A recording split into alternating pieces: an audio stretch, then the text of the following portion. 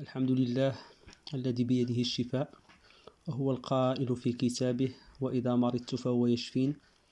نحمده ونستعينه ونتوكل عليه، ونعوذ به من شرور أنفسنا ومن سيئات أعمالنا، ونسأله أن يرزقنا الفهم النقي والإيمان الصادق والعقل الواعي الذي لا تنطلي عليه خدع المحتالين. أحبابي في الله، في درس توعوي جديد أتكلم اليوم عن كذبة تجديد السحر حين يتحول الخوف إلى تجارة. في زمن طغت فيه الخرافات على الوعي، وقل فيه العلم والرجوع إلى المصادر الصحيحة، وجد كثير من مدعي العلاج الروحي فرصة ثمينة لاستغلال المرضى واللعب على أوتار الخوف والضعف النفسي. ومن بين أخطر الأساليب التي تستعمل في هذا المجال ما يعرف بكذبة تجديد السحر، وهي حيلة محكمة تستخدم لربط المريض بالراقي أو المعالج لسنوات دون شفاء حقيقي، بل باستنزاف متواصل للمال والراحة النفسية. ما المقصود بتجديد السحر؟ يدعي بعض الرقاة أو المعالجين أن المريض قد شفي، لكن الساحر قام بإعادة العمل مرة أخرى، وبالتالي فإن الأعراض عادت، والحل هو مواصلة الجلسات، شراء أعشاب جديدة، كتابة أوراق خاصة، أو دفع مبالغ إضافية لجلسات إبطال جديدة. وهكذا يدخل المريض في حلقة مفرغة لا تنتهي، يشعر فيها وكأنه مطارد دائما من قبل قوة خفية لا خلاص منها. لماذا هذه الكذبة خطيرة؟ لأنها تبنى على عنصرين خطيرين جدا. أولهما الخوف. يتم زرع الخوف في قلب المريض من السحر المتجدد، ويوهم بأنه في خطر دائم إن لم يلتزم بالعلاج المستمر. ثانيا التبعية.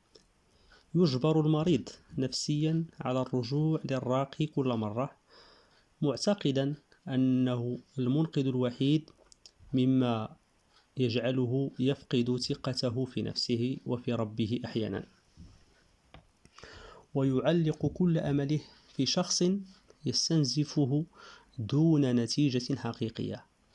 هل فعلا السحر يجدد؟ الجواب ببساطة لا، لأنها مجرد كذبة وخرافة امتهنها النصابون لاستنزاف أموال الضحايا. صحيح أن السحر مذكور في القرآن وأنه قد يؤثر على الإنسان، ولكن الشفاء من السحر وارد ومذكور، والتوكل على الله والتحصين واليقين كلها أسلحة أقوى من أي سحر. والقول بأن السحر يتجدد تلقائيا أو أن الساحر يتابع المريض باستمرار ليس إلا وساويس لا أصل لها، تستخدم لتخويف الناس. من المستفيد من هذه الفكرة؟ الجواب واضح: المعالج أو الراقي المحتال. كلما طالت مدة العلاج زادت الأرباح، وكلما خاف المريض زاد تعلقه به، وهكذا تتحول المسألة من علاج إلى تجارة بالخوف والمعاناة. كيف تحمي نفسك؟ اعرف حدود الرقية الشرعية. الرقية لا تباع ولا تشترى، وهي دعاء وقراءة القرآن فقط.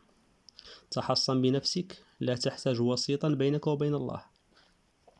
اقرأ، ادعو واطمئن، لا تصدق كل من يرتدي عباءة التدين. كثير ممن يدعون الولاية أو الكشف هم في الحقيقة تجار يستغلون جهل الناس. استشر أهل العلم، اسأل العلماء الحقيقيين، واطلب منهم توجيهك للطريق الصحيح. تجديد السحر ليست إلا فخا نفسيا محكما يستخدم لسلب المريض ماله واستقراره.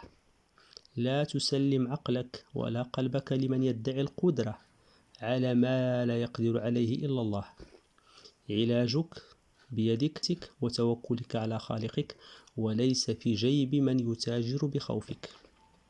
أحبابي في الله، أرجو أن تكون الرسالة واضحة، وسوف أضع فيديو مفصل في حلقات قادمة أوضح فيه جميع الخدع والأساليب التي يمتهنها النصابون لنهب أموال الناس. وهذه قناتكم للتوعية من أكاذيب المحتالين. مرحبا بالجميع، للتواصل على الرقم الموجود في الشاشة.